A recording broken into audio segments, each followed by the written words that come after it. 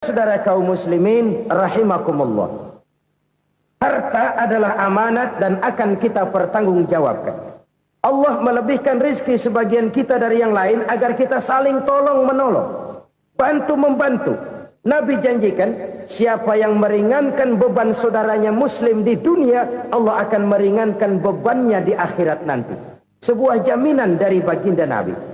Si orang yang kita bantu barangkali tidak bisa membalas, Allah yang akan membalas lewat jalan lain yang tidak pernah kita sangka-sangka. Selalu berusaha menyimpan sesuatu yang bisa membawa manfaat, baik untuk dirinya, untuk anak cucunya, maupun untuk keluarganya, untuk masa kini dan masa depannya. Kadang simpanan itu berbentuk uang, kadang berupa tanah, lain saat berbentuk pabrik, dan lain sebagainya. Sementara masa depan yang paling pasti adalah akhirat. Jika untuk masa depan dunia kita rela memeras keringat, membanting tulang, pergi pagi dan pulang petang, menyimpan uang, menyimpan tanah, menyimpan pabrik, pernahkah kita merenung jika satu saat kiamat datang, kita dibangkitkan dari kubur masing-masing, berdiri di padang mahsyar untuk mempertanggungjawabkan seluruh kegiatan hidup kita di dunia ini. Lalu kita akan menuju ke alam akhirat. Sudahkah kita mempunyai simpanan untuk akhirat kita? Pada pertemuan kali ini saya ingin menyampaikan sebuah hadis di mana Rasulullah sallallahu alaihi wasallam bersabda, "Arba'un min kanzil jannah." Simpanan sorga ada 4 macam. Yang pertama, ikhfa'us sadaqah, menyembunyikan sedekah. Saudara-saudara kaum muslimin, sebagaimana yang kita maklum bahwa Allah Subhanahu wa taala melebihkan sebagian rezeki dari kita terhadap yang lain. Ada yang kaya, ada yang setengah kaya, ada yang miskin, ada yang setengah miskin, dan selanjutnya. Ada yang gajinya kecil tapi penghasilannya gede. Ada yang penghasilannya gede tapi nggak punya gaji. Ada juga yang memang gajinya gede dan penghasilannya gede. Kelebihan rezeki merupakan sunnatullah dan tidak harus membuat kita merasa lebih dari yang lain. Bahkan sebaliknya, kelebihan itu harus membuat kita ringan tangan untuk menolong mereka yang memang memerlukan pertolongan. Kalau saudara diberikan ilmu, maka pertanyaan akhirat cuma satu: ilmumu kau amalkan untuk apa? Kalau saudara diberikan umur yang panjang, pengadilan akhirat juga bertanya satu: umurmu kau habiskan di mana? Tapi kalau saudara diberikan harta, pengadilan akhirat akan bertanya 2: hartamu kau dapat dari mana? Kau belanjakan kemana? Dari mananya ditanya dan kemananya juga ditanya. Oleh karena kita akan dimintakan pertanggungan jawab, maka amanah yang bernama harta ini harus kita gunakan dengan sebaik-baiknya. Ada penggunaan yang merupakan kewajiban, itu zakat namanya. Ada penggunaan yang sewaktu-waktu, itu infak namanya. Ada yang lebih sewaktu-waktu lagi, dan itu sedekah namanya.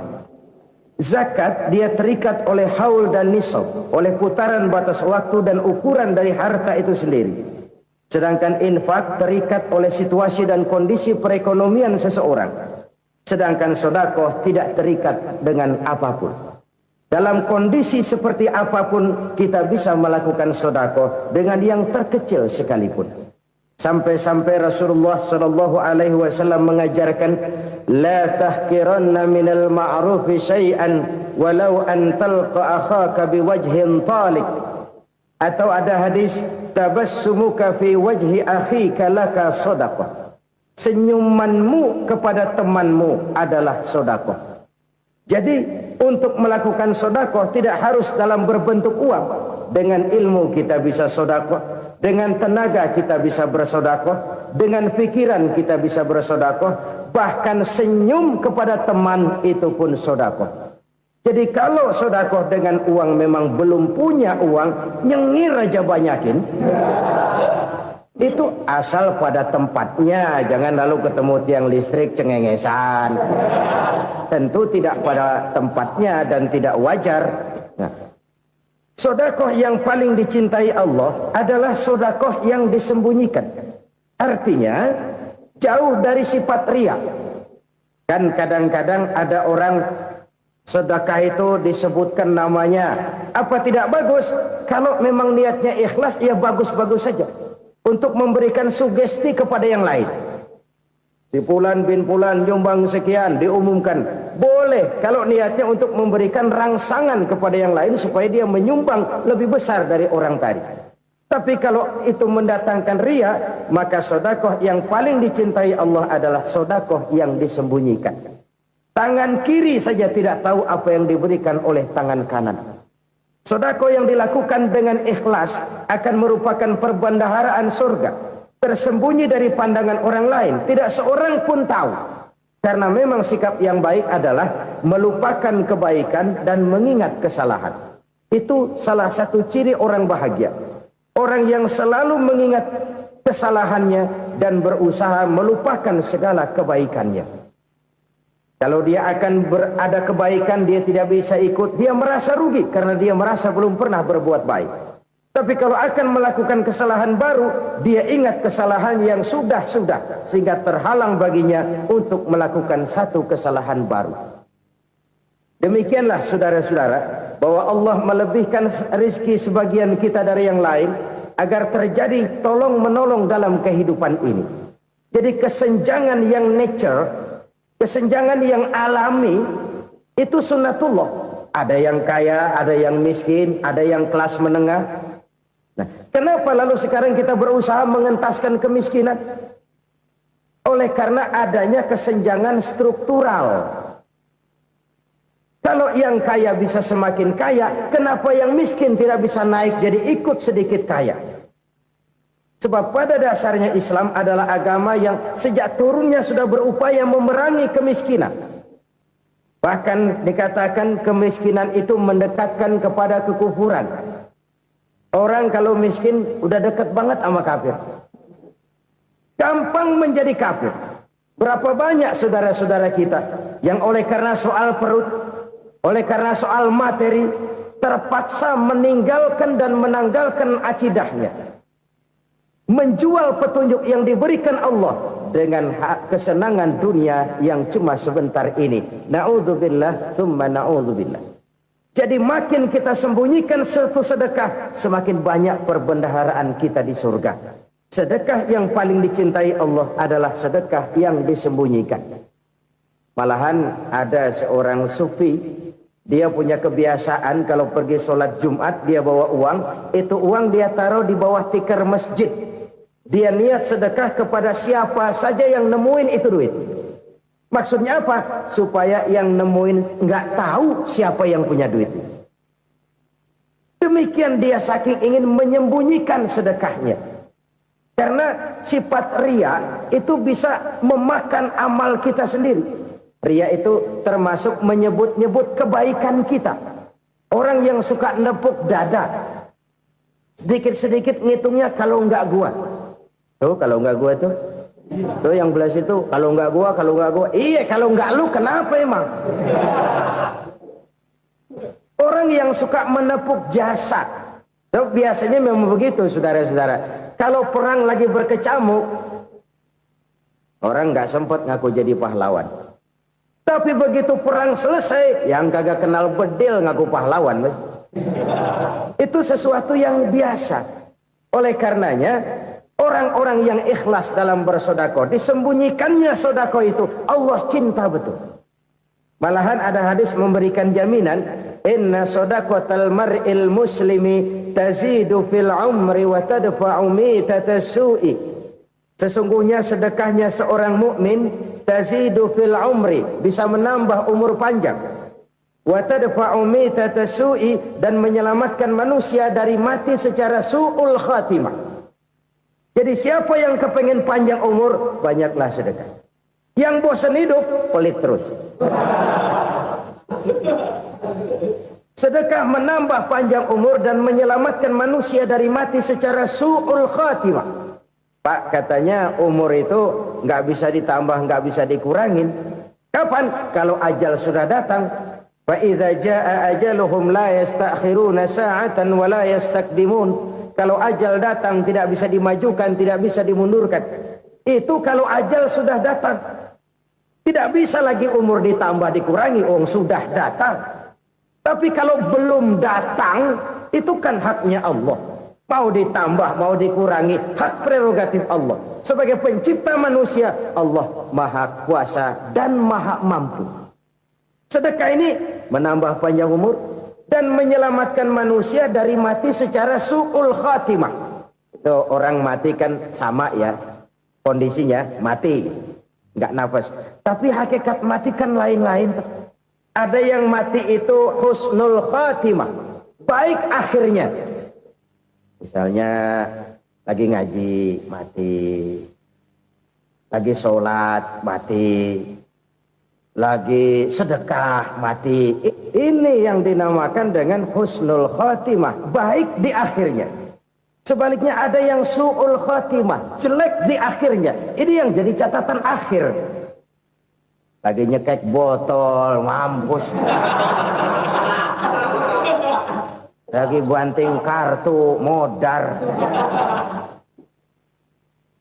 Su'ul khatimah, jelek pada akhirnya. Sedekah menyelamatkan manusia dari mati secara su'ul khatimah. Dan kita semua kepengen mendapat husnul khatimah, jauh dari su'ul khatimah. Oleh sebab itu yang bisa menyelamatkan kita dari penyakit itu antara lain adalah sedekah yang disembunyikan, yang dikerjakan dengan ikhlas karena Allah, tidak karena kepengen dipuji orang, tidak karena ingin dikatakan orang pemurah. Sebab orang dermawan itu orang yang memberi tanpa harus diminta. Kalau masih harus diminta, ya belum dermawan namanya, masih harus diminta. Kalau nggak diminta ya tulus, lolos, polos. Saudara-saudara kaum muslimin rahimakumullah. Harta adalah amanat dan akan kita pertanggungjawabkan. Allah melebihkan rizki sebagian kita dari yang lain agar kita saling tolong menolong, bantu membantu. Nabi janjikan siapa yang meringankan beban saudaranya muslim di dunia, Allah akan meringankan bebannya di akhirat nanti. Sebuah jaminan dari baginda Nabi. Si orang yang kita bantu barangkali tidak bisa membalas, Allah yang akan membalas lewat jalan lain yang tidak pernah kita sangka-sangka. Ada orang tanya, Pak, ini ada orang nyumbang masjid sambil marah-marah, bagaimana? Saya bilang sumbangannya aja ambil, marahnya jangan. Marahnya jangan diambil, itu urusan dia. Saudara-saudara kaum muslimin rahimakumullah. Umat Islam ini kan umat yang punya potensi besar. Kadang kita merenung, kenapa kadang-kadang pembangunan masjid kok lambat sekali? Kalau hotel hari ini peletakan pertama, bulan depan peresmian. Supermarket hari ini peletakan batu pertama, minggu depan peresmian. Tapi kalau sudah yang namanya masjid, kadang-kadang peletakan batu pertama sekaligus jadi batu terakhir. 3 tahun, 4 tahun, campur nebar jalak di jalanan, duit dijaring kayak ikan sepat. Apa tidak ada orang Islam yang kaya? Banyak. Apa tidak ada pengusaha muslim yang jadi konglomerat? Ada. Lalu yang belum banyak itu yang komit terhadap nilai-nilai agamanya. Akhirnya kita jatuh jadi umat yang lemah. Belum ada pengusaha konglomerat muslim buka pabrik supermi cap beduk misalnya umpamanya atau pabrik kecap cap sorban supaya identitas keislamannya sedikit kelihatan. Kita jatuh jadi umat yang lemah karena potensi tidak terinventarisir dengan baik. Kita ini ibarat kompor yang cuma matengin nasi orang lain. Potensi kita dimanfaatkan oleh orang lain. Ukhuwah Islamiyah kita baru terbatas kepada silaturahmi. Ukhuwah di bidang ekonomi kita lemah, ukhuwah di bidang kebudayaan kita lemah, apalagi ukhuwah di bidang politik kita lebih rapuh lagi. Padahal ukhuwah itu adalah totalitas kehidupan manusia, menyangkut ipolexosbud, memerlukan nilai-nilai ukhuwah. Jadi oleh karena itu mari kita menyadari di dalam harta kita, walaupun kita yang cari, pergi pagi, pulang sore, peras keringat, banting tulang, di sana ada harta anak yatim. Di sana ada hak masjid. Di sana ada hak pesantren. Di sana ada hak jihad. Berbahagialah seseorang apabila dia oleh Allah dijadikan keran. Keran itu menyimpan air, tapi tidak untuk dirinya, tapi disalurkannya kepada mereka yang memang memerlukannya. Saudara-saudara kaum muslimin rahimakumullah, ini yang pertama. Jadi perbendaharaan surga adalah menyembunyikan sedekah. Orang lain nggak tahu, kita pun nggak pernah ngitung-ngitung. Kita anggap lewat begitu saja, padahal itu deposit akhirat. Satu. Yang kedua, perbendaharaan surga itu apa? Wa kitmanul musibah, menyembunyikan kesulitan. Kadang orang takut menghadapi kesulitan.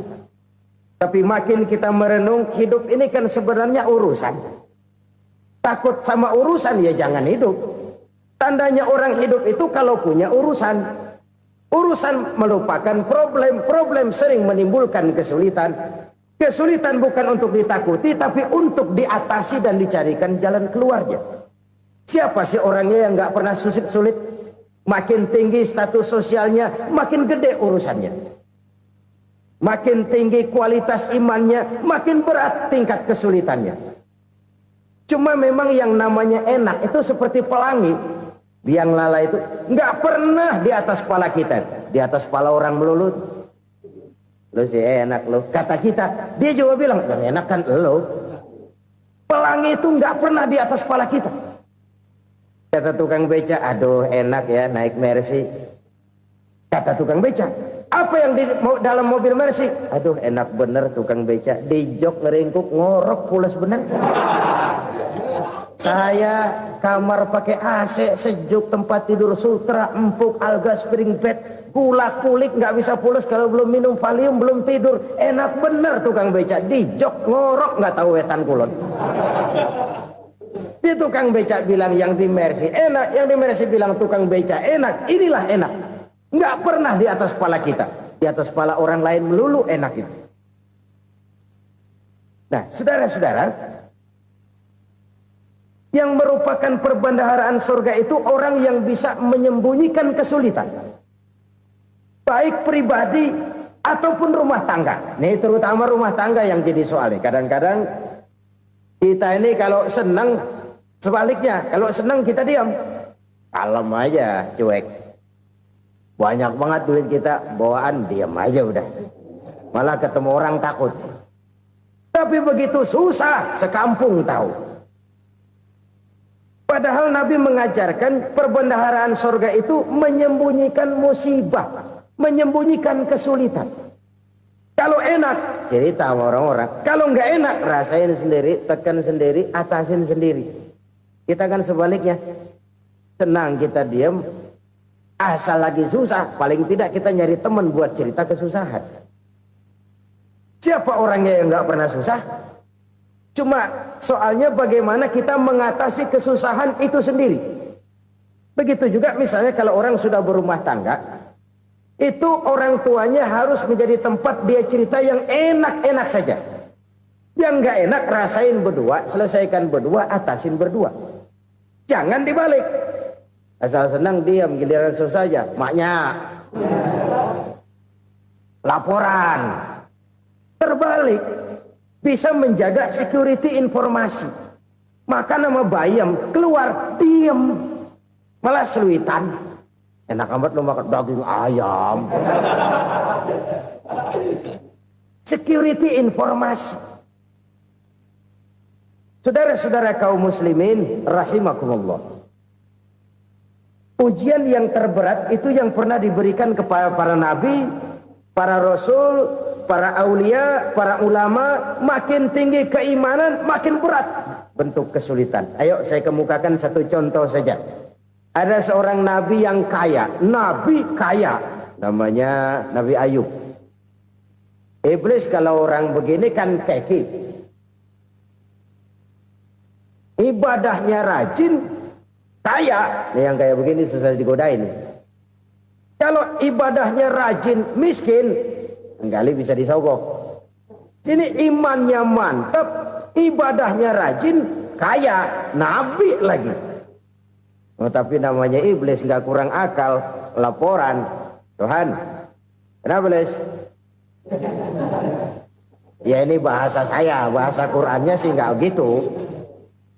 Itu hambamu yang namanya Ayub, dia rajin ibadah cuma karena dikasih kaya aja. Coba kasih miskin dia, berhenti dia sembahyang. Ah, kamu bisa aja. Saya tahu Ayub itu hambaku yang ikhlas.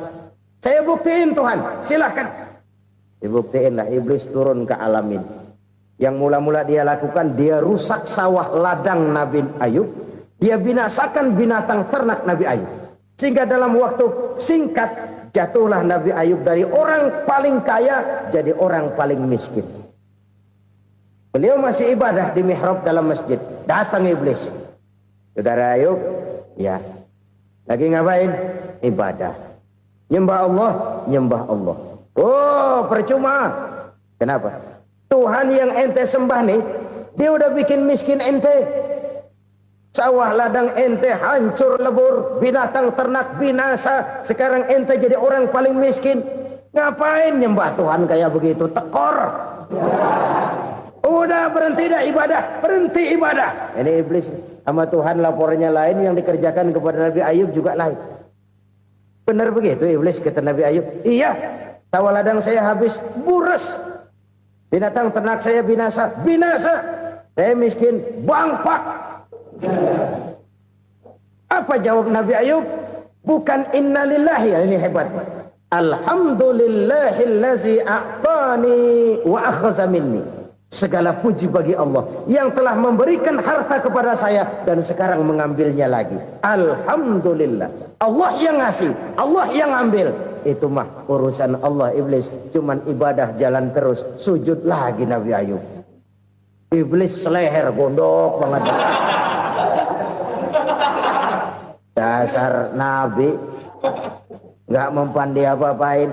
Miskin malah alhamdulillah. Allah yang ngasih, Allah yang ambil. Jadi kalau kita tidak komit, kita tidak terikat kepada kaya, miskin, senang, susah, apa yang bisa bikin kita susah? Jadikan kekayaan, kemiskinan, jadikan senang, susah sebagai anak buah yang bisa kita atur. Jangan kekayaan ngatur kita, jangan kemiskinan ngatur kita. Kita yang harus mengatur mereka. Senang, susah, kaya, miskin, bahagia, sengsara, jadikan itu anak buah yang bisa kita atur. Kalau sekarang kita kaya, lain saat boleh jadi kita miskin, semiskin-miskinnya. Allah yang ngasih, Allah yang ambil. Tenaga mana yang bisa menghalangi? Ibadah jalan terus. Iblis makin gondok. Dasar Nabi loh. Akhirnya apa? Nabi Ayub dikerjain, diberikan penyakit. Demikian fatal penyakitnya. Bayangin, udah miskin sakit. Masya Allah. Miskin sakit. Sakitnya nggak lama, kira-kira 16 tahun. Istrinya 3, 2 mental minta ceraiin. Ngerawatin laki bengek begini. Senang belum tentu, susah udah pasti nih. Cerai aja, cerai dah. Cerai. Tinggal satu Siti Rahmah yang setia menemani beliau. Sesetia-setianya hati perempuan. Satu saat Siti Rahmah bilang, "Bang, iya, abang kan Nabi, Bang. Lalu, namanya Nabi kan doanya jarang meleset, Bang. Maksud kamu minta kenapa sih sama Tuhan biar abang sembuh, baik dah, Bang?" Siti Rahmah, iya. Saya sakit berapa tahun sih dah? 16 tahun, Bang. Sebelum ini saya sehat berapa tahun? Ya kira-kira 60 tahun, Bang. Nah, coba ente banding-bandingin, Rahmah. Saya dikasih sehat 60 tahun. dikasih sakit 16 tahun, sudah nggak sabar mau doa kepada Allah minta sembuh. Saya malu kepada Allah. Diuji dengan yang luar biasa seperti ini, tidak mengganggu stabilitas kehambaannya. Dia tetap menghamba kepada Allah Subhanahu wa ta'ala.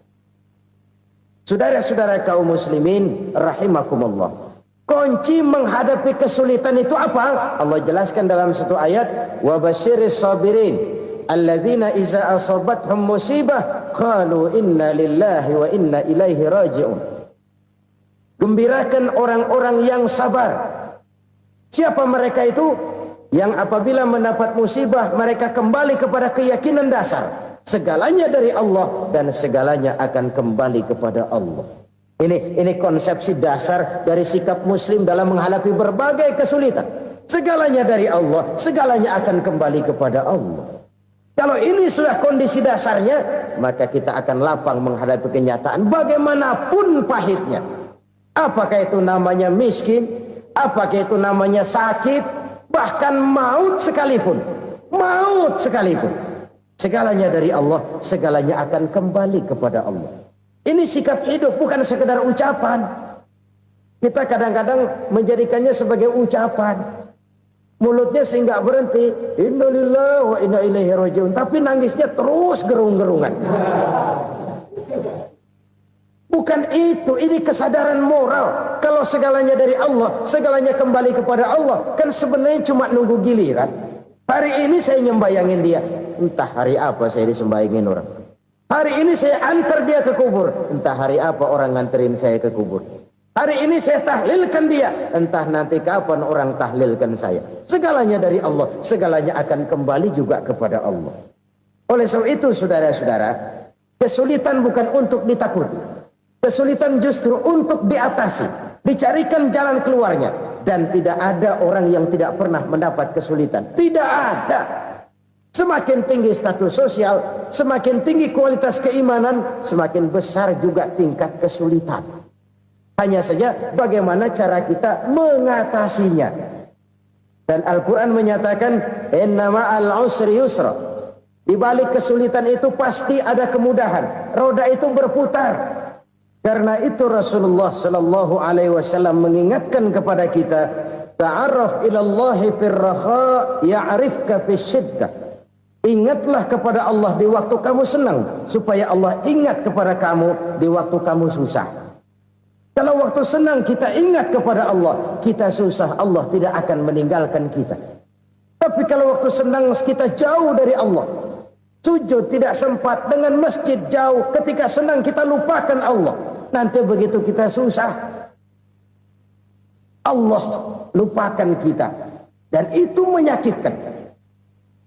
Oleh karena itu orang-orang tua kita dulu bilang, kalau lagi sehat ingat-ingat lu bakal sakit nanti. Kalau lagi kaya ingat-ingat satu saat kita bakal jatuh miskin. Bahkan kalau lagi muda ingat-ingat kita bakal tua. Dan yang terpenting, kalau lagi hidup ingat-ingat kita bakal mati. Saudara-saudara kaum muslimin rahimakumullah. Jadi yang kedua yang merupakan perbendaharaan surga, menyembunyikan musibah. Saudara-saudara kaum muslimin rahimakumullah. Hal ketiga yang merupakan perbendaharaan surga adalah wasilatur rahmi. Orang yang suka bersilaturahmi. Sebagaimana yang kita maklum bahwa manusia adalah makhluk yang disebut zon politika. Makhluk sosial yang tidak mungkin hidup sendiri-sendiri. Betapa dan siapapun kita memerlukan orang lain. Bodoh betul manusia kalau tinggal di tengah masyarakat tapi tidak mau bermasyarakat. Merasa hebat sendiri, pintar sendiri, gagah sendiri, kaya sendiri. Mungkin kalau mati juga ngubur sendiri. Jangankan kita di sini, di sorga saja Nabi Adam waktu sendirian bengong melulu, ngondar mandir. Allah tegur dam sepi dam. Ya ini kalau bahasa saya. Iya Tuhan sepi ini nggak ada coret-coretan pisan ini. Diciptakan Siti Hawa baru anteng Nabi Adam. Itu di sorga. Cobalah. Umpamanya saudara tinggal di Jakarta nih. Kayak bener. Apaan aja di Jakarta punya saudara dah. Jembatan Semanggi ambil. Monas, Buntel bawa pulang. Hotel-hotel ambil semua. Cuman tinggal di Jakarta sendirian. Apa enaknya? Betapa dan siapapun kita perlu orang lain. Tidak ada seorang pun yang bisa memenuhi kebutuhan hidupnya secara sendiri-sendiri. Nah, Islam telah menyelamatkan manusia dari ras diskriminasi. Mengikat manusia dengan persaudaraan yang berlandaskan kepada akidah. Karena itu dianjurkan bersilaturahmi. Bahkan Nabi menyatakan, Man arada ayyubsata lahu fi rizkihi wa yunsa'a fi atharihi falyasil rahimah. Siapa yang kepengen diluaskan rezekinya dan dipanjangkan usianya, banyaklah ia bersilaturahmi. Siapa yang kepengen dimudahkan rezekinya, hendaknya ia banyak bersilaturahmi. Kalau banyak teman, kesulitan kan paling tidak ada tempat cerita. Udah susah, sendirian kita pikirin diri, nggak ada tempat tukar pikiran. Cepet banget sama bengek. Dilawan sendiri. Nah, secara makro kita bisa berkata, tidak mungkin ada kemenangan kalau tidak ada kekuatan. Tidak ada kekuatan kalau tidak ada kesatuan dan persatuan. Tidak mungkin ada kesatuan dan persatuan tanpa semangat silaturahmi. Kalau umat Islam mau menang, dia harus kuat. Kalau umat Islam mau kuat, dia harus bersatu. Kalau umat Islam mau bersatu, dia harus membudayakan silaturahmi ini. Bahkan sampai-sampai kata Nabi, kalau bisa cari nilai tambah. Apa? Silman qata'ak. Bersilaturahmilah kau kepada orang yang marah denganmu. Masya Allah, indahnya ajaran agama kita. Orang yang marah pun kepada kita, kata Nabi, kalau bisa bersilaturahmilah kepadanya. Kepada orang yang marah itu. Di situ nilai tambah. Cuman jujur nih hadis, ngucapinnya gampang, ngamalinnya yang berat banget. Orang marah sama kita disuruh silaturahmi, ada apa sama lu? Lu marah, ada gua marahan lagi. Tunggu pikirin. Saudara-saudara kaum muslimin rahimakumullah. Tapi ini yang diajarkan, bahkan ini yang dicontohkan oleh baginda Rasul. Bagaimana begitu mudah, misalnya satu saat Abu Jahal ini ngatur strategi bagaimana bikin Muhammad celaka. Dia gali lubang di depan tempat tidurnya. Dia tutupin daun korma. Terus dia panggil seseorang, ke sini. Kasih tahu Muhammad, pamannya sakit keras, minta ditengokin. Berangkat orang ini ke sana. Muhammad, labbaik. Pamanmu sakit keras, dia minta ditengokin. Baik, saya akan datang menjenguk beliau. Berangkatlah Nabi ke rumah Abu Jahal tanpa prasangka apapun. Abu Jahal udah pasang setil, selimut 3 rangkap setengah dipakai, persis kayak orang meriang. Tapi sembari ngintip dari balik selimut, begitu Muhammad buka pintu, nah masuk perangkap nih. Muhammad jalan menuju tempat pembaringan. Makin lama makin dekat, makin lama makin dekat, makin dekat ke lubang yang dipasang oleh Abu Jahal itu. Dalam hati Abu Jahal, terus dah jatuh, mampus dah lo ini. Mampus lo hari ini. Apa yang terjadi? Malaikat Jibril datang. Muhammad, pamanmu cuma pura-pura sakit. Di depan tempat tidurnya ada lubang perangkap supaya kamu jatuh ke situ. Sudah, kamu pulang. Balik kanan Nabi. Sudah hampir jatuh ke lubang, balik kanan, pulang. Bayangin kecewanya Abu Jahal. Muhammad dikit lagi. Enggak paman, saya pulang aja. Emosi bangun dari tempat tidur, enggak sadar kalau lagi pura-pura sakit. Lompat ngejar Nabi, dia lupa dengan lubang yang dia gali. Pusrak, nyemplung sendiri ke dalam lubang.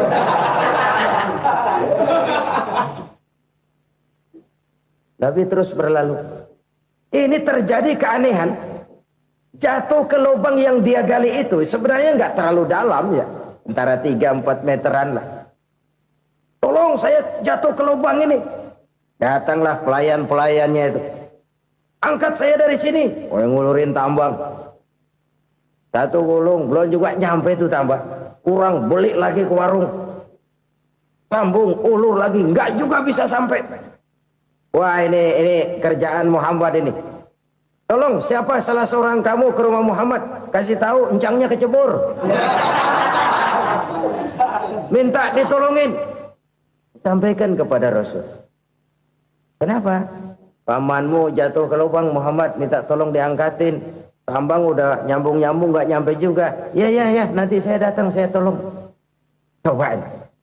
Nyata-nyata orang berniat jahat mau mencelakakan dia. Datang dia menolong. Ini yang disebut air tuba dibalas air susu ya ini. Bukan sebaliknya. Air tuba dibalas air susu. Paman, kecebur ya? Iya Muhammad, tolong ini.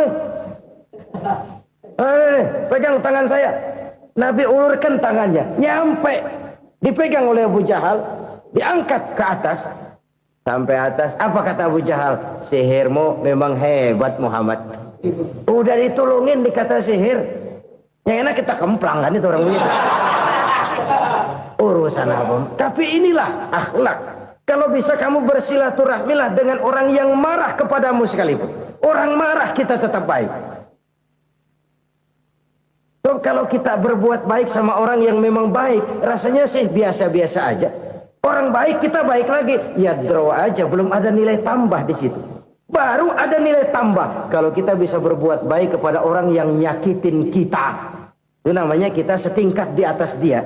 Dia sakitin kita, kita berbuat baik sama dia. Dia pelit sama kita, kita baik sama dia. Dia marahin kita, kita deketin dia. Di situ kita punya nilai tambah. Jadi siapa yang ingin diluaskan rezekinya kata Nabi dan dipanjangkan umurnya, hendaklah ia banyak-banyak bersilaturahmi. Sederhana sebenarnya silaturahmi, tapi silaturahmi membangkitkan semangat kesatuan dan persatuan. Kesatuan dan persatuan melahirkan kekuatan. Dalam matematika 1 ditambah 1 pasti 2. Tapi di tengah masyarakat, 1 orang takut ditambah 1 orang takut, hasilnya jadi 2 orang setengah berani. Kenapa setengah berani? Karena udah berdua. Tadi pan takut sendirian. Kalau dia kumpul turu-turu takutlah jadi berani. Kita yang lemah, kita yang tidak berdaya, kita yang miskin, kalau mau kompak bersatu, apa yang nggak bisa kita kerjain?